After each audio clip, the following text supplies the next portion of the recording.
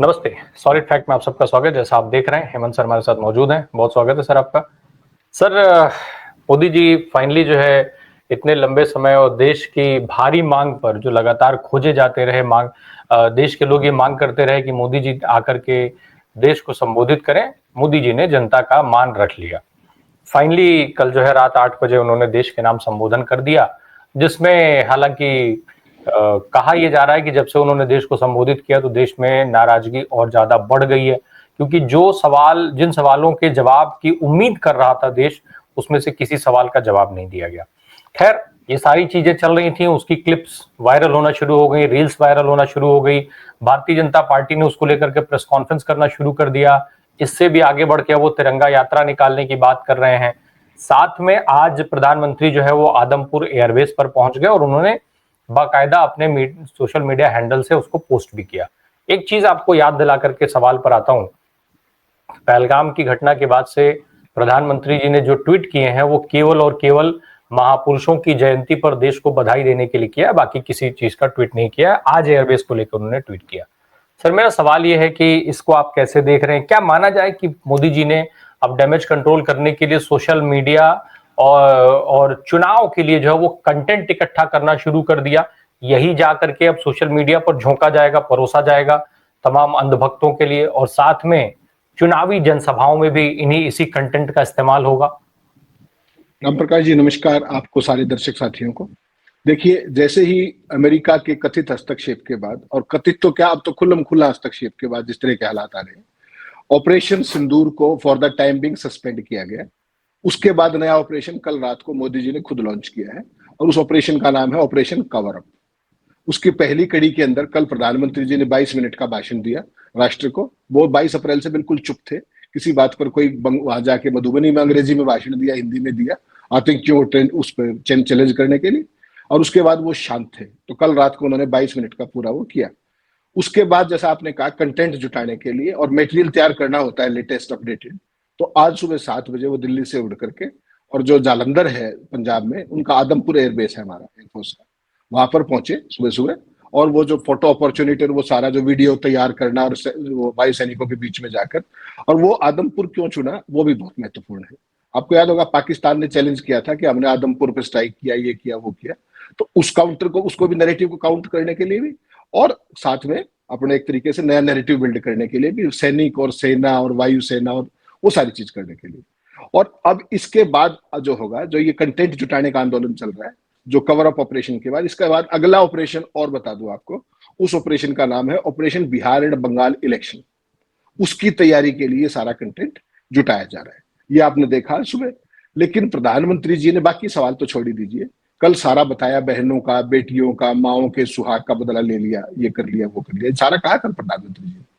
उन्होंने कल एक शब्द इस बात पर नहीं कहा कि शहीद जो लेफ्टिनेंट थे नरसंहार में, जो शहीद हुए थे लेफ्टिनेंट विनय नरवाल, उनकी जो पत्नी थी हिमांशी नरवाल, उसकी जिस तरीके से उनके चेलों ने, उनकी आईटी सेल ने, राइट विंग ने जिस तरीके से उसको ट्रोल किया, उस पर उनका एक शब्द नहीं निकला मुंह से। बदला लिया उन्होंने, कौन सा बदला लिया उस पर भी बात करेंगे।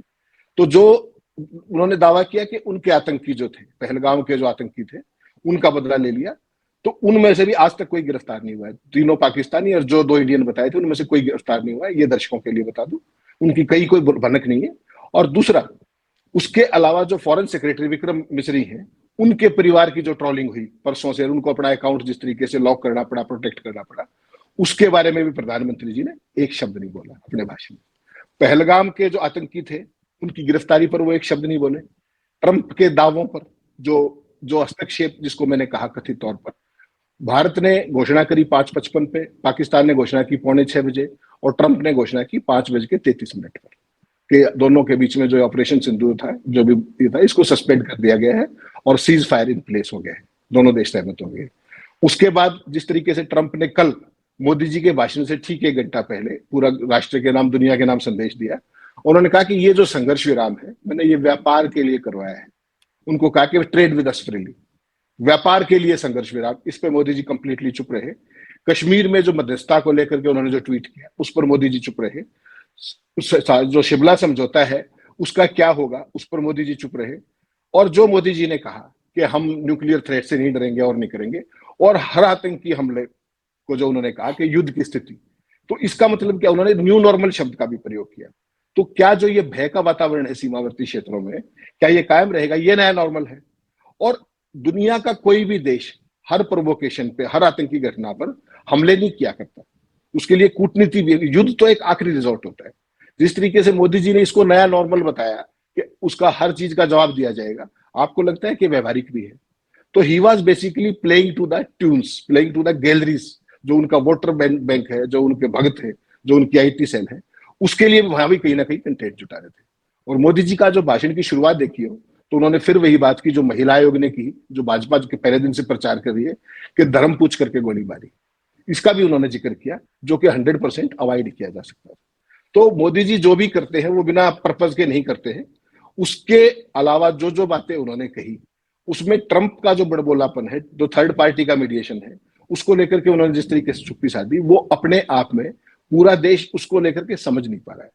56 इंची सीने के साथ उन्होंने बहुत ज्यादा जो जो करते हैं वो किया सारा काम, लेकिन जो अल्टीमेट जो देश सवाल पूछना चाहता था, उसमें से एक भी सवाल का जवाब उन्होंने नहीं दिया। ये सच्चाई है।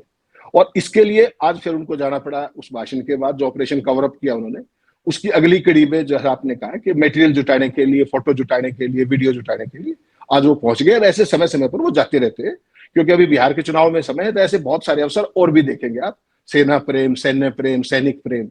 और फिर जब बात आए कि शहीद की सैनिक की बीवी को ट्रोल किया जाए, उस पर वो बिल्कुल चुप्पी साध गए।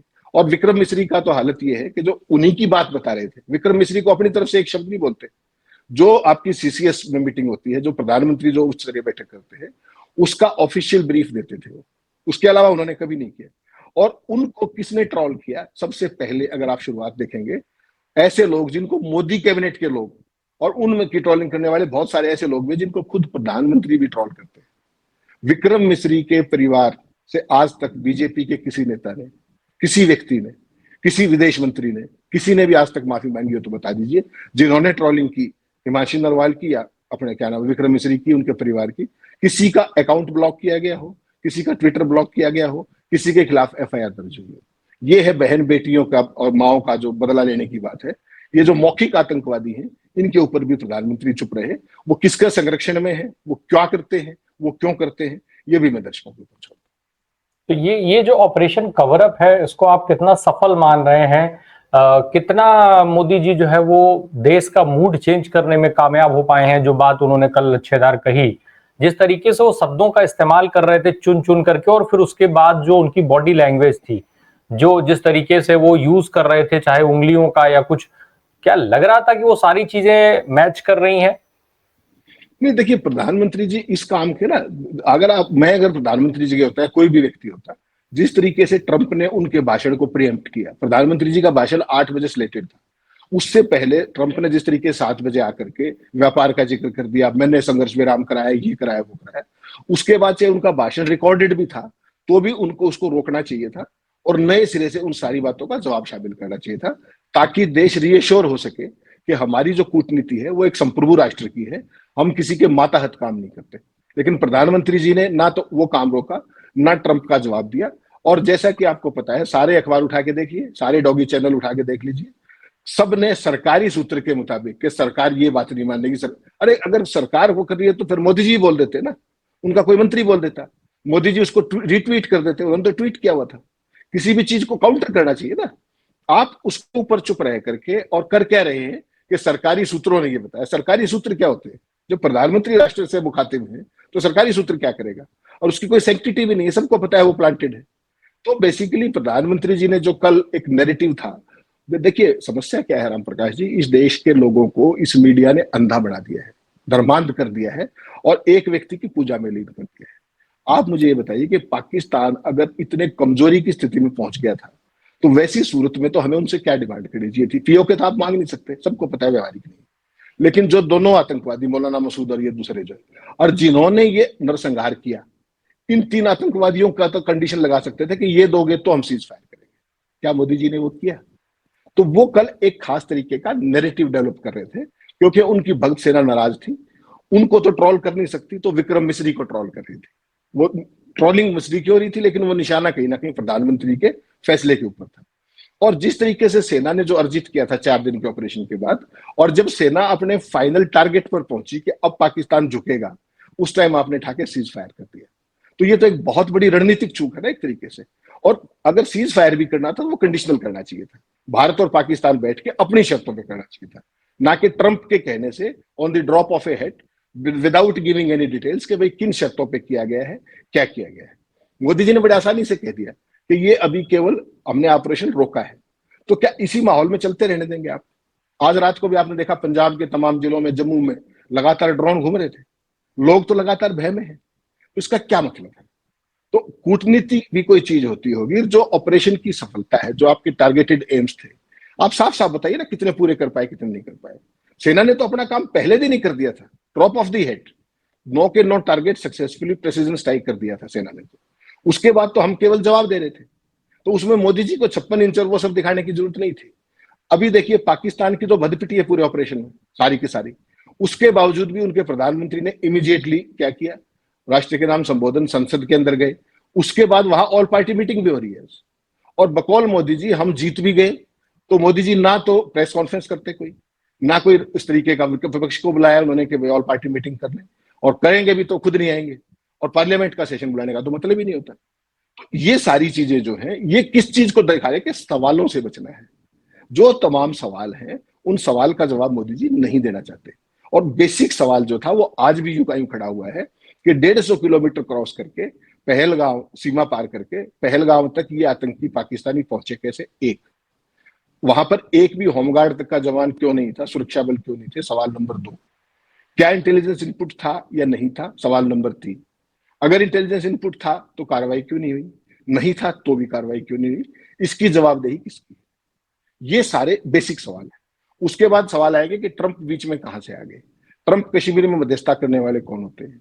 कश्मीर जो है वो उसको मध्यस्थता का विषय कैसे हो सकता है?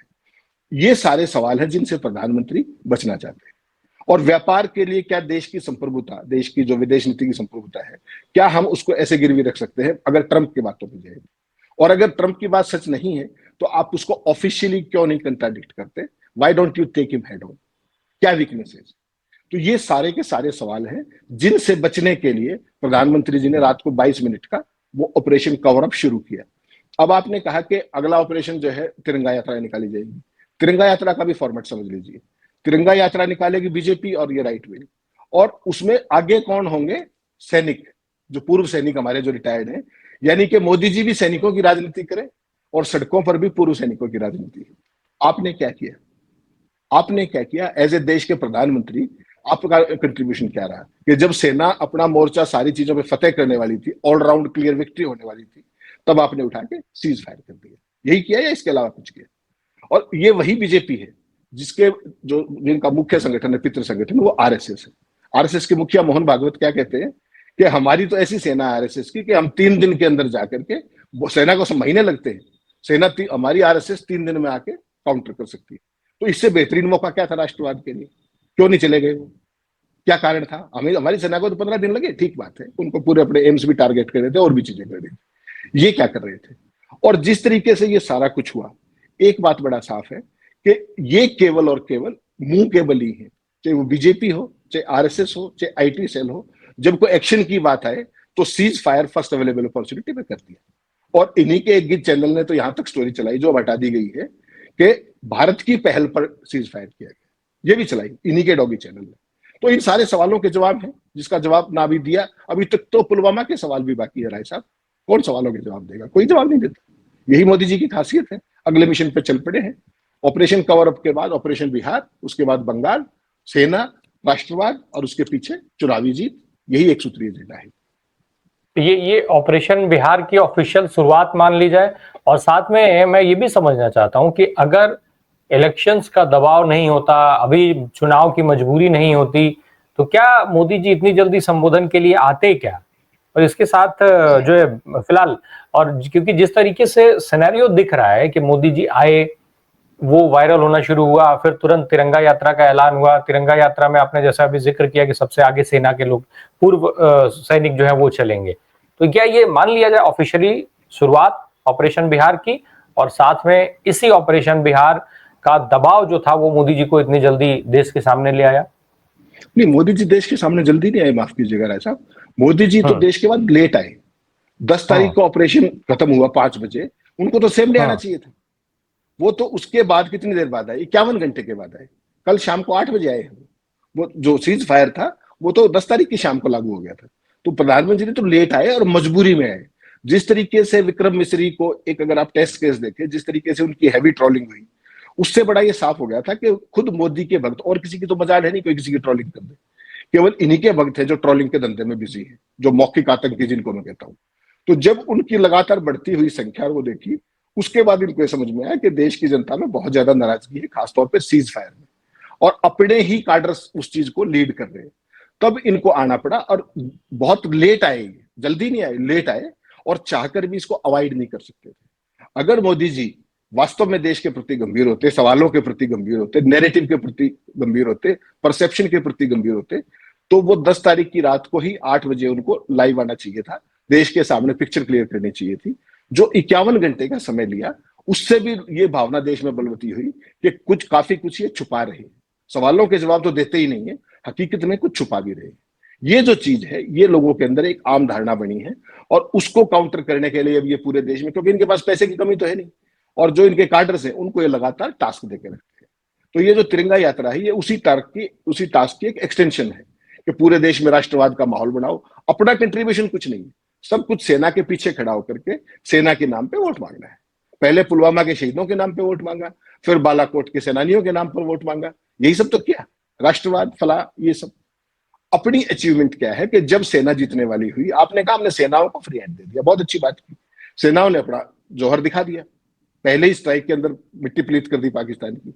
उसके बाद जब मोमेंटम, और सेना इतनी इफेक्टिवली दे रही थी, मोमेंटम बन गया था, जब सेना क्लियर विक्ट्री की तरफ बढ़ रही थी, तब ठाके आपने सीज फायर कर दिया, और आप मना करते रहिए कितना भी।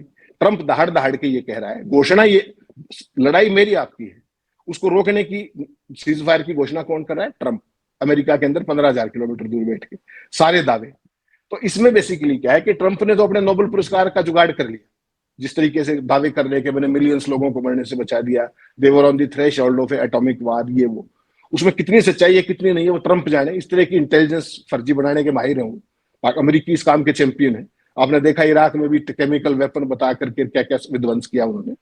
तो ये सारी चीजें उनके नैरेटिव में, लेकिन ट्रंप अपनी नौकरी बचा गए, इसमें कोई वो चिंता मत मानिए। इस सारे खेल में भारत पाकिस्तान को तो उन्होंने बता ही दिया कि मैंने ट्रेड के नाम पर उनको दबाया, कोई ऐसे नहीं करता है, ये कहा उन्होंने कोट एंड कोट कि मैंने ट्रेड के नाम पर उन दोनों को दबाया, दुनिया में ऐसा कोई नहीं करता है। और उसके अलावा उन्होंने क्या किया, रूस और यूक्रेन को एक जगह बिठाने की न्यूट्रल प्लेस में व्यवस्था कर दी, चीन के साथ अपना जो ट्रेड वार था उसका वो समझौता कर लिया, फॉर द टाइमिंग सस्पेंड कर दिया। तो वो अपने देश की जो कंस्टिट्यूएंसी थी, जो उनके खिलाफ नाराजगी बढ़ रही थी, वो अपनी नाराजगी को कम करने में भी, और भारत और पाकिस्तान वाला ये सीज फायर करा करके, और रूस और यूक्रेन वाले मामले को आगे बढ़ा के, खुद को नोबेल पुरस्कार की दिशा में भी, नोबेल शांति पुरस्कार की दिशा में भी उन्होंने आगे बढ़ा लिया। अब मोदी की कितनी समस्याएं बढ़ी वो डिपेंड करेगा, अगर देश का मीडिया अगर सारा ये सवाल पूछ लेता, पूरे का पूरा मुख्य धारा, कि ट्रंप ने ये कैसे बोल दिया, तो इसी पे मोदी जी तो फंस के खड़े हो गए थे। लेकिन देश का मीडिया तो ये बता रहा है कि जो है सरकारी सूत्रों ने खारिज कर दिया है। सरकारी सूत्र कौन होते हैं खारिज करने वाले? प्रधानमंत्री खारिज करते हैं, जब वो राष्ट्र को संबोधित कर रहे थे, उनका विदेश मंत्री खारिज करे, एनएसए खारिज करे, गृह मंत्री खारिज करे, रक्षा मंत्री खारिज करे, वो तो नहीं किया। इसका बड़ा मतलब साफ है कि ऑपरेशन कवर अप है, सवालों के जवाब नहीं देने, और राष्ट्रवाद का माहौल बनाओ, आंधी उड़ाओ और मौज करो। उसके बाद जनता को भगत सेना ही वो अपने लग जाएंगे अपने काम। ये है सारा। एक और चीज है कि सर मोदी जी ने कहा कि ऑपरेशन जारी है, साथ ही उन्होंने ये भी कह दिया कि पहलगाम के का जो आतंकी घटना था उसका बदला सेना ने ले लिया, देश ने ले लिया। लेकिन वहां तो बड़े बड़े पोस्टर लगाए जा रहे हैं, इनामों के, जो आतंकी हैं 20-20 लाख रुपए तक का इनाम घोषित किया जा रहा है। तो बदला अगर ले लिया गया तो फिर ये कौन लोग हैं जिनके ऊपर इनाम घोषित किया जा रहा है? राम प्रकाश जी, इन्हीं सवालों को रोकने के लिए तो ऑपरेशन कवर अप शुरू किया कल रात को। पहलगाम नरसंहार के जो मूल आरोपी हैं, तीनों के तीनों, 3 पाकिस्तानी और 2 इंडियन, वो आज तक 22 तारीख से लेकर के आज 13 तारीख है, उनमें से कोई काबू नहीं आया। अगर वही काबू में नहीं आया तो बदला किसका ले लिया आपने? तो ये एक सवाल है। और जम्मू कश्मीर पुलिस और एनआईए के अब तक कुछ हाथ नहीं लगा। इसी कारण से आज सारे जम्मू कश्मीर में पोस्टर लगे हुए, मैंने पोस्टर भेजा है आपको, दिखाइएगा। उसमें बाकायदा उन तीनों आतंकियों की फोटो है, और 20 लाख रुपए के इनाम की घोषणा जम्मू कश्मीर पुलिस की तरफ से की गई है। तो जब तीनों के तीनों इतने दिन के बाद, देखिए एक बात सही है कि वहां पे सुरक्षा बल नहीं थे, जायज बात है, लेकिन वो नरसंहार तो दिन दहाड़े हुआ था, 2 से 3 बजे के बीच में हुआ था। 1-2 घंटे के बाद तो सेना, पैरामिलिट्री, वहां तो हेलीकॉप्टर है, सब कुछ है। वो चाहते तो बहुत आसानी से सब कुछ हो सकता था, वो क्यों नहीं हो पाया? और वो बिना हुए मोदी जी ने कैसे कह दिया कि पहलगाम का बदला ले लिया गया है?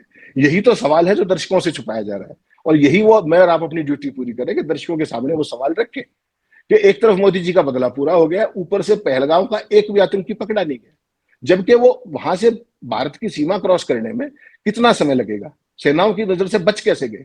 आपको पता है अपने कश्मीर में कितनी सेना बल है? उसके बावजूद भी अगर 3 आदमी निकल जाते हैं, तो आप सोच लीजिए आपका सिक्योरिटी ऑपरेटर्स क्या है, आपका इंटेल ऑपरेटर्स क्या है, सोच लीजिए उसकी कितनी एफिकेसी है। हादसा हो गया, लेकिन वो निकल कैसे गए और अब तक एट लार्ज कैसे है? यही तो सवाल है जिसको बीजेपी और आरएसएस छुपाना चाहते हैं। इसका जवाब दीजिए देश को। बिल्कुल। अभी एक एक और सवाल है सर मेरा कि अब ये जो कंटेंट जुटाने की कवायद शुरू हुई है, ऑपरेशन बिहार, ऑपरेशन कवरअप, ये कंटेंट क्या वास्तव में काम आएगा? देश के लोग अब इस कंटेंट से जुड़ेंगे? कितना जुड़ता हुआ देख रहे हैं आप देश को इस कंटेंट के साथ, जो कंटेंट अभी क्रिएट किया जा रहा है?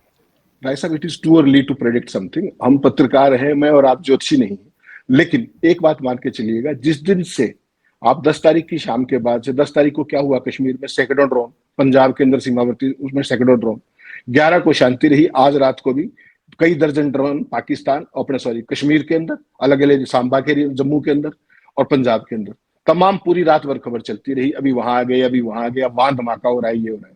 बेसिकली क्या है कि दोनों देश, देखिए जब सीज फायर होता है ना, तो दोनों देश एक दूसरे का रिगार्ड करते हैं, बैठ करके बातचीत करते हैं। उधर से पाकिस्तान हमें लगातार सीज फायर के बाद चुनौती दे रहा है, उनके प्रधानमंत्री, उनका रक्षा मंत्री, हमारे प्रधानमंत्री, हमारे सारे सुरक्षा बल, वो भी यही कह रहे कि मुकाबला ठोक कर उनका जवाब देंगे, ये करेंगे, जो न्यूक्लियर ब्लैकमेलिंग से नहीं डरेंगे। तो फिर सीज फायर करने का मतलब क्या है? जब दोनों आप किसी एक ऑपरेशन को लेकर के जब एक पेज पर नहीं है, कोई सहमति ही नहीं है, आप मुझे चुनौती दे रहे हो, मैं आपको चुनौती दे रहा हूं, फिर संघर्ष विराम किस काम का है? यही तो एक सवाल है जिसको देश को जवाब नहीं दिया जा रहा। संघर्ष विराम क्यों किया गया, किन कारणों से किया गया, बता दीजिए। What was the real pressure of behind that, और उसकी शर्तें क्या हैं? आप पीओके नहीं मांग सकते थे, आप जो ये 3 नरसंहार जो है पहलगाम, इसके तो आतंकियों को मांग सकते थे, मौलाना मसूद को तो मांग सकते थे, आपने क्यों नहीं मांगा? आपने किन शर्तों पे सीज फायर किया, बता दीजिए देश को। ट्रंप के प्रेशर में क्या, बता दीजिए। कश्मीर के अंदर जो कुछ उन्होंने, ट्रंप ने कहा, बताइए देश को सच्चाई क्या है, क्यों नहीं बता रहे आप? ये सारे सवाल हैं जो मोदी जी को हॉन्ट करेंगे, और डिपेंड करेगा कि सीमा पर क्या स्थिति रहती है आने वाले कुछ दिनों में। अगर पाकिस्तान यही मिसएडवेंचर जारी रहता है तो देखिएगा आप कितने ही ताकतवर हो राम प्रकाश जी, आप हर रोज किसी के साथ युद्ध नहीं कर सकते, इसीलिए युद्ध हमेशा लास्ट रिजॉर्ट होता है, इसीलिए डिप्लोमेसी की व्यवस्था है, कूटनीतिक संबंध, आपस की बातचीत, प्रेशर, सारी बातें। मोदी जी ने प्रधानमंत्री बनने के बाद 11 सालों में कितने देशों में डंका बजाया है, जा जाकर देखा ना आपने, कितने देशों में डंका बजा, सारा गिद्ध मीडिया डंके ही बजा रहा लगातार। अब आपको इस संघर्ष में पता लगा कि कौन कौन आपके साथ खड़ा है। एक इजराइल को छोड़ करके किसी देश ने आपको आगे ओपन सपोर्ट किया होता? ट्रंप ने 2 बार पहले ट्वीट किया, कल शाम को प्रेस कॉन्फ्रेंस की, पूरा क्रेडिट लिया। क्या उन्होंने पाकिस्तान के आतंक के बारे में एक शब्द कहा? ये आपका डिप्लोमेटिक फेल्योर है या डिप्लोमेटिक विक्ट्री है? आप ट्रंप को माई फ्रेंड कहते हैं, पता नहीं क्या क्या एडजेक्टिव्स यूज करते हैं, ये हकीकत है या नहीं, मुझे बता दीजिए आप, बताइए। तो ये सारे सवाल हैं जो बीजेपी को हॉन्ट करेंगे लंबे समय तक। और जो आपने सवाल किया ना कि बेसिकली डिपेंड करेगा कि बॉर्डर की सिचुएशन क्या रहती है आने वाले दिनों के अंदर। आने वाले दिनों में अगर बॉर्डर की स्थिति यही रहती है तनाव में, तो ये चीज बीजेपी को बहुत भारी पड़ेगी और ये काउंटर प्रोडक्टिव हो जाएगी। इसलिए इसको रोकना सबसे ज्यादा जरूरी है। आज भी जम्मू कश्मीर में एक जगह एनकाउंटर चल रहा है, पता है आपको, आतंकियों के साथ। तो फिर कौन से, जब एनकाउंटर ही चल रहा है तो फिर आपने कौन से आतंकी कमर तोड़ दी? एनकाउंटर आज भी चल रहा है, जो पहलगाम के हत्यारे हैं वो आज तक नहीं पकड़े गए हैं। आप कह रहे हो कि हमने बदला ले लिया, किसका बदला ले लिया, कहां से बदला ले लिया? बदला सेनाओं ने लिया है, तो सेनाओं को कीजिए ना, आपने क्या बदला लिया? आपकी जगह कोई भी होता उसको ये काम करना पड़ता। तो मैं, मेरा और मैंने की बजाय जरा देश की सोच लीजिए, देश की संप्रभुता की सोच लीजिए, देश की सेनाओं की सोच लीजिए, देश के सीमावर्ती क्षेत्रों में रहने वाले लोगों की सोच लीजिए, आम जनमानस की सोच लीजिए कि क्या आप 24 घंटे अनिश्चितता के माहौल में, हर समय भय के माहौल में कितने व्यक्ति रह सकते, कैसे रह सकते? सीज फायर इस पार या उस पार होने देते? क्या जल्दी थी, क्या प्रेशर था, क्या शर्तें थी, क्या दबाव था, बताइए ना इसको। बिल्कुल बिल्कुल। बहुत बहुत धन्यवाद सर। बहुत सारे सवाल हैं और इन सवालों के जवाब देश खोज रहा है। कल बड़ी उम्मीद थी लोगों को कि जब प्रधानमंत्री सामने आएंगे तो इन तमाम सवालों के जवाब देंगे, लेकिन अपने समर्थकों के साथ ही बाकी पूरे देश को भी प्रधानमंत्री जी ने बतौर प्रधानमंत्री पूरी तरीके से निराश किया।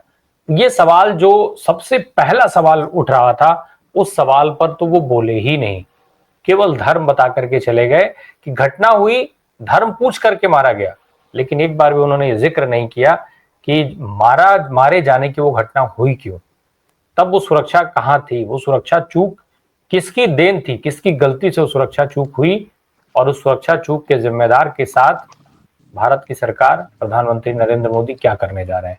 क्या उनके लिए कोई सजा अलॉट है? नहीं है? क्या जिम्मेदार लोग इस्तीफा दे रहे हैं, अपने पद से हट रहे हैं, हटाए जा रहे हैं? ये सारे सवाल हैं जो देश पूछ रहा है और पूछता रहेगा जब तक आप बोलेंगे नहीं। Thank you so much sir, हमसे बात करने के लिए बहुत बहुत धन्यवाद।